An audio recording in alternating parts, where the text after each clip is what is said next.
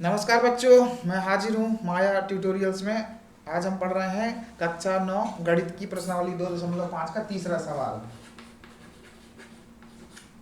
ठीक है, इसमें ये कह रहा है निम्नलिखित का गुणनखंड ज्ञात कीजिए। ये बीज गणित हम लोग इस समय भी जो है पढ़ रहे हैं। तो देखिए, आपको ऐसा कुछ लिख रहा है 9x² plus 6xy plus y²। इसमें क्या करना है, हमको गुणनखंड निकालना है। ठीक है, अब ये आप देखिए 9x को हम क्या लिख सकते हैं, 3 का वर्ग, और x² तो ही है, और 6 को लिख सकते हैं। मतलब कुल मिलाकर आपको सूत्र के फॉर्म में इसको लिखना है। 2 गुणे 3x लिख सकते हैं इसको, और गुणे y, और प्लस y² है। अब आप देखिए यहाँ पे इसको हम 3x² लिख सकते हैं। ठीक है, प्लस 2, ये 3x, ये y प्लस y²। आपको कुछ समझ में आ रहा है? a की जगह है क्या, x की जगह है हमारा 3x, और b की जगह है y²। हमने पहली सरल समीकरण क्या पढ़ी थी, x प्लस वाई का स्क्वायर बराबर x² plus 2xy plus y²। आप इसी से तुलना कर लीजिए, y² की जगह y² है, x² की जगह आप 3x² है। ठीक है, और x y का गुणा होता है और 2 का गुणा होता है। देखिए x और y का गुणा हो रहा है, 2 का गुणा हो रहा है। तो इसको हम क्या लिख सकते हैं, हमको सरल समीकरण का प्रयोग करते हुए गुणनखंड ज्ञात करना है। तो x की जगह अपन लिख लेंगे 3x। यहाँ गलती करते हैं बच्चे, x बस लिख देंगे, लेकिन यहाँ पे x क्या है, 9x² है ना, और 9 को हम लिख सकते हैं 3x²। 3x प्लस y की जगह क्या है, y ही है, y का स्क्वायर। तो ये अपना आ गया गुणनखंड। ठीक है, अब हम देखते हैं दूसरा सवाल। देखिए बच्चों, अब जो दूसरा सवाल है हमारा ये आया है। ठीक है, अब देखिए y² वाले टर्म में कोई ना कोई ऐसी संख्या होगी जो वर्ग निकल सकता है, जिसका ये 4 का क्या निकाल लो आप, सीधे इसको 2y² लिख दो। ठीक, और यहाँ भी ऐसी कोई संख्या होगी जो दो निकल आएगा सामने, -2 इंटू 2 लिख सकते हो 4 को, और इंटू y प्लस 1। ठीक है, देखो यहाँ 2y है, वही संख्या यहाँ भी आ जानी चाहिए। तो देखो यहाँ भी संख्या है, यहाँ भी 2y है, इंटू आप 1 और लिख सकते हो जो इधर पे लिखा हुआ। तो आपको कुछ समझ में आ रहा है ये कौन सा सवाल बन गया? याद करो a माइनस बी स्क्वायर बराबर क्या होता है, a² minus 2ab plus b² होती है दूसरी सरल समीकरण हमारी। लेकिन a की जगह क्या लिखा है यहाँ पे, 2y, और b की जगह क्या है 1। हम 1 को लिख सकते हैं 1 का स्क्वायर, 1 का वर्ग वो 1 ही होगा, तो ये हो जाएगा 2 माइनस 1 का स्क्वायर। इस तरह से हमारा ये दूसरा सवाल हल हो गया। ठीक है, बिल्कुल समझ में आ गया आपको, दूसरी सरल समीकरण हमने प्रयोग करी। और यहाँ पे देखिए क्या लिखा, x² माइनस वाई बाई 100²। तो अब देखो ये x² तो ही है, और 100 को भी स्क्वायर लिख सकते हैं। किसका स्क्वायर लिख सकते हैं, 10 का। ये हो गया। अब ये इसका गुणनखंड किस तरह से, आपको कोई कुछ याद आ रहा है? a² माइनस b² बराबर क्या होता था, एक कोष्टक में a धन b, और एक कोष्टक में a ऋण b। इसको याद मत करो, निकाल लो करके, गुणा करो a माइनस b का और b में a माइनस b का। इधर आएगा a² माइनस ab, इधर आएगा ab माइनस b²। ab कर दिया, उत्तर आएगा a² माइनस b²। तो समझ में आया इसको इस तरह क्यों लिख लेते, क्योंकि दोनों बराबर है। तो अब देखिए यहाँ पे a² माइनस b² है, तो कैसे लिखेंगे, एक कोष्टक में a धन b, जैसे ये a धन b, और एक कोष्टक में a ऋण b। a की जगह x है, b की जगह y बाई 10 है, y बटा 10। ये होगा गुणनखंड, उत्तर खत्म। अब देखिए यहाँ पे लिखा है x plus Y plus 4z। अभी हमारा चौथा सवाल का पहला है ना, तो यहाँ पे कौन सी सरल समीकरण लगेगी, सभी का स्क्वायर करना है। इधर कर दीजिएगा। 4z² plus 2 into x into 2y plus 2 into 2y into 4z plus 2 into 4z into x. अब ये कहाँ से लिख लिया आप बोलोगे, है ना, ये सूत्र हमने पढ़ी है, a प्लस बी प्लस सी। यदि होल स्क्वायर हो तो हम लिख सकते हैं a² plus b² plus c² plus 2ab plus 2bc plus 2c। वही किया है, a² plus b² plus c² plus 2ab plus 2bc plus 2ca। बस इसका सीधा सीधा गुणा कर दो, उत्तर आ गया। x² प्लस 2 का वर्ग 2y का वर्ग क्या होगा, 4y² होगा। ठीक है, 4z का स्क्वायर क्या होगा, 4 का वर्ग और z का वर्ग। 4 का वर्ग मतलब 4 चौको 16, 16z²। अब 2xy, तो पहले अंक का गुणा कर लीजिए, 2 दूनी 4xy, 4xy। फिर इधर 2 दूनी 4 वाई जेड, 4 वाई जेड, और यहाँ 2 चौके 8 जेड एक्स। ये भी आंसर, बस खत्म। यहाँ पे आएगा 16। देखिए अभी हमारा अगला सवाल है ना, अब यहाँ पे a की जगह 2x है, b की जगह -y है, और z की c की जगह जो है z है। ठीक है, तो बस इसको प्रसार कर दीजिए उस पिछले वाली सर्व समीकरण से। सर्व समीकरण क्या थी, a square plus B square, तो 2x square plus -y square, क्योंकि b की जगह -y है, plus z square plus 2xy, x की जगह हमारा 2x है खुद, और y की जगह -y है। ठीक है, बहुत सावधानी से करिएगा, कभी उत्तर गलत नहीं होते, पूरे नंबर मिलते हैं गणित में। प्लस 2yz, y की जगह है -y, और z की जगह z, और प्लस 2zx, z की जगह है z, और x की जगह a की जगह है हमारा 2x। अब ध्यान से गुणा भाग कर लेना, गलती नहीं करना अपने को। ये हो जाएगा 4x स्क्वायर, और -y का स्क्वायर -y गुणा होगा प्लस y स्क्वायर हो जाएगा।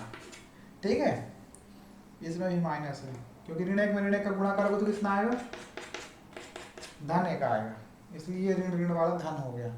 ये हो जाएगा प्लस जेड स्क्वायर प्लस 2 दूनी 4। अब देखिए धन में ऋण का गुणा हो रहा है तो क्या हो जाएगा यहाँ पे ऋण 4xy। अब यहाँ ऋण में धन का गुणा होगा, फिर से ऋण आ जाएगा 2yz। अब यहाँ धन धन वाले तो धन ही आएगा, ऋण वाला कोई नहीं है। 2 दूनी 4 दूनी 8, नहीं ये 2 नहीं है, ये z है ना, तो 2 दूनी 4zx, 4zx, ये हो गया उत्तर। ठीक है, इतना सरल सरल सवाल है ये। अब हमारा अगला सवाल है -2x plus 3y plus 2z। अब हम इसको भी वही सूत्र लगाएंगे, तो ये हो जाएगा -2x का स्क्वायर प्लस 3y का स्क्वायर प्लस 2z का स्क्वायर प्लस 2xy, x की जगह -2x, y की जगह 3y प्लस 2yz, मतलब y की जगह हमारा 3 इंटू 2z, प्लस आखिरी में पहले इन दोनों का, फिर इन दोनों का, फिर इन दोनों का 2 इंटू 2z इंटू -2। अब इसको सिंपल देंगे, हमारा उत्तर आ जाएगा -2 का square 4x square plus 9y square plus 4z square, यहाँ से 2 दूनी 4 और z स्क्वायर, 2 3 6 दूनी 12, माइनस का 12xy। ये चिन्हों का बड़ा ध्यान रखिएगा, प्लस में जब भी ऋण का गुणा होगा तो ऋण आ जाएगा। यहाँ सारे प्लस हैं, तो 3 दूनी 6 दूनी 12। अब यहाँ पे धन में ऋण का गुणा होगा, फिर धन का गुणा होगा तो ऋण ही आएगा। 2 दूनी 4 दूनी 8 -8 xz, ये हमारा उत्तर हो गया। अगला सवाल। अब आप लोग सोचेंगे कि मैंने कैसे लिख दिया, तो ये आपको सर्व समीकरण का पता है, a square plus B square plus C square plus 2ab, ये 2ab 2bc और प्लस 2c है। तो यहाँ a की जगह -2x, b की जगह 3y और 2z, तो बस सबके मान मैंने रख दिए और इसको अगले स्टेप में मैंने हल कर दिया। इस तरह से पूरा सवाल हमारा हल हो जाएगा। हमारा अगला सवाल जो है दिया है 3a - 7b plus C square. ठीक है, बस वही मानिए a प्लस बी प्लस सी का स्क्वायर। अब इसका क्या से विस्तार करना हमको, a square B square C square 2ab सब प्लस 2, मैं समझा रहा हूँ मैं कैसे, आप बोलोगे कैसे लिख रहा हूँ, ये समझा देता हूँ।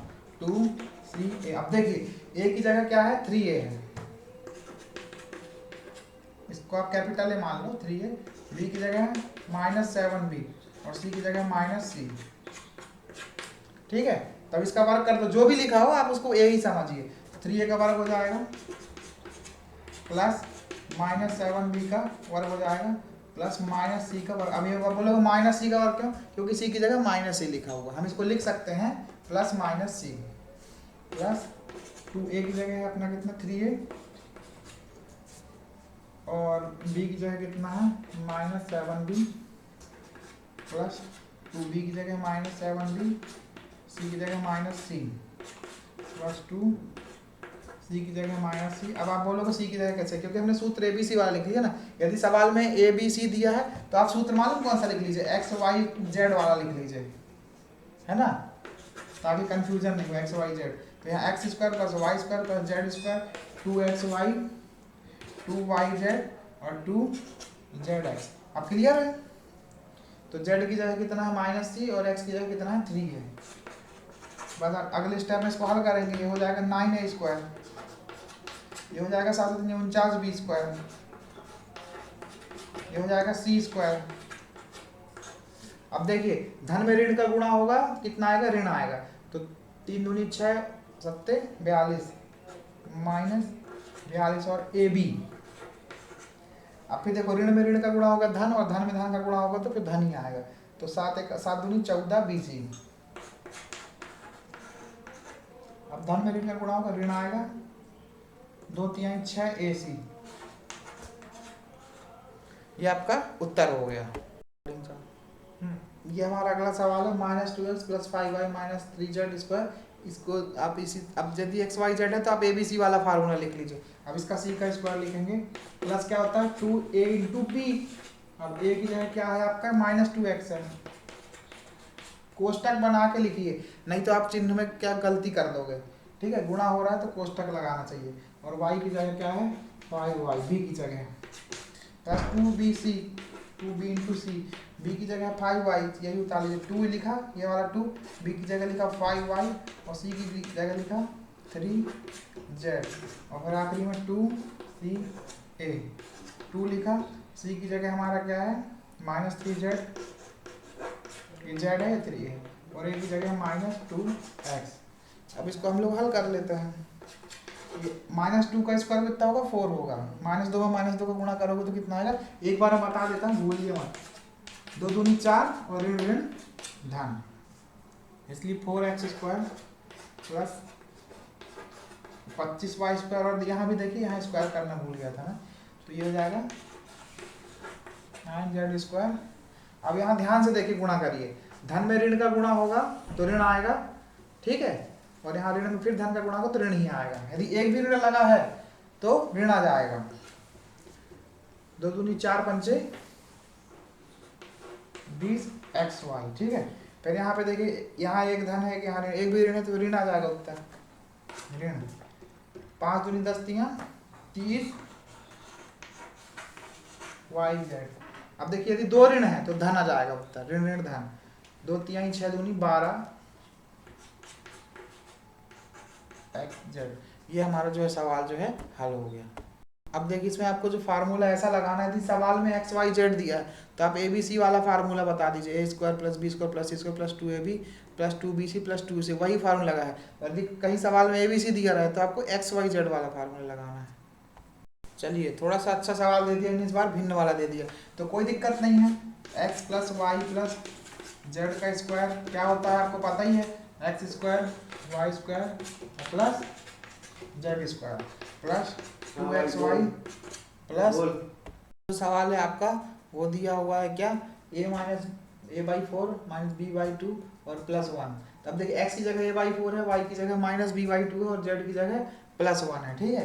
तो अब इसमें हम लिख देते हैं, x की जगह क्या है a/4 का स्क्वायर प्लस y की जगह -b/2 का स्क्वायर प्लस z की जगह 1 का स्क्वायर, बस वैल्यू ही रखना है आपको, प्लस 2x की जगह a/4 और y की जगह -b/2 प्लस 2 y की जगह -b/2 z की जगह 1 प्लस 2 z की जगह 1 और x की जगह a/, और अब इसको आपको हल करना है, ठीक है, काटा कूटी करके हल कर देंगे सीधे सीधे। अब देखिए a² y 16 हो जाएगा, 4 चौको 16 और a², अब b²/4 हो जाएगा क्योंकि माइनस माइनस प्लस हो जाएगा, हो जाएगा b²/4 प्लस 1² हो जाएगा। अब देखिए यहाँ पे काटा, यहाँ पे देखिए धन और ऋण का गुणा हो रहा है तो उत्तर आखिरी में आएगा ऋण। 2 2 कट गया, यहाँ बचा ab/4, ठीक है। 2 2 फिर कट गया, यहाँ एक ऋण है, धन का गुणा तो ऋण ही आएगा उत्तर, और -b बस बचेगा। फिर यहाँ तो धन ही धन है तो धन आएगा उत्तर, 2 1 2 2 नीचा और a/2, ये आपका उत्तर आ गया। बच्चों अब हमको एक सवाल दिया है प्रश्न 5 की गुणनखंड ज्ञात करना है हमको, ठीक है। ये प्रसारित रूप दिया गया है, उस प्रसारित रूप से हमको जो है इसका जो शॉर्ट फॉर्म है गुणनखंड वो निकालना है। अब कैसे निकालेंगे देखिए, तो इसको हम लिख सकते हैं 2x² मतलब a² + b² जैसा दिख रहा है, इसको हम लिख सकते हैं अब यहाँ पे देखिए ये तो लिख लिया एक्स स्क्वायर, अब यहाँ पे देखिए ऋण चिन्ह है, यहाँ भी ऋण चिन्ह है, मतलब वाई में जेड का गुणा हो रहा है और यहाँ जेड में एक्स का गुणा हो रहा है, तो यहाँ एक्स और वाई का गुणा हो रहा है, ठीक है। तो एक्स यहाँ पे पॉजिटिव है, यदि वाई ऋण होता है ना, यहाँ पे देखो दोनों में क्या कॉमन है, जेड कॉमन है ना, और दोनों में ही ऋण आया है, इसका मतलब जो जेड वाली संख्या है वो आप ध्यान रखना वो निगेटिव होगी। तो इसको लिख सकते हैं 3y का स्क्वायर प्लस यहाँ पे हमको निगेटिव लिखना पड़ेगा, क्यों, क्योंकि जेड यहाँ पे निगेटिव, इसको लिखेंगे -4z स्क्वायर प्लस, अब देखो 2 के फॉर्म में लिखो, यही लिख देंगे 2 × 2x ये वाला इंटू 3y, देखो 12xy आएगा उत्तर, 2 दूनी 4 दिया 12xy, ठीक।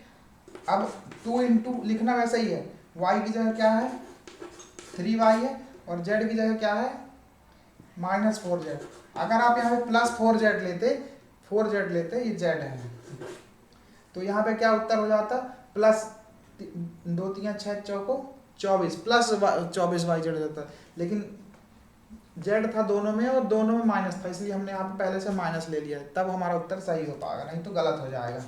+2 4z, इसको क्या ले सकते हैं 16zx को 4z, और ये वाला पहली संख्या 2x, तो देखो 4 दूनी 8 दूनी 16 और उसका चिन्ह माइनस लग जाएगा 16zx, ये z और x, ठीक है। इस तरह से हमारे हो गए आइडेंटिफाई, a = 2x है, b = 3y और z = -4z, तो इसको हम सीधा सीधा क्या लिख सकते हैं 2x + 3y - 4z का स्क्वायर, बस हो गया उत्तर।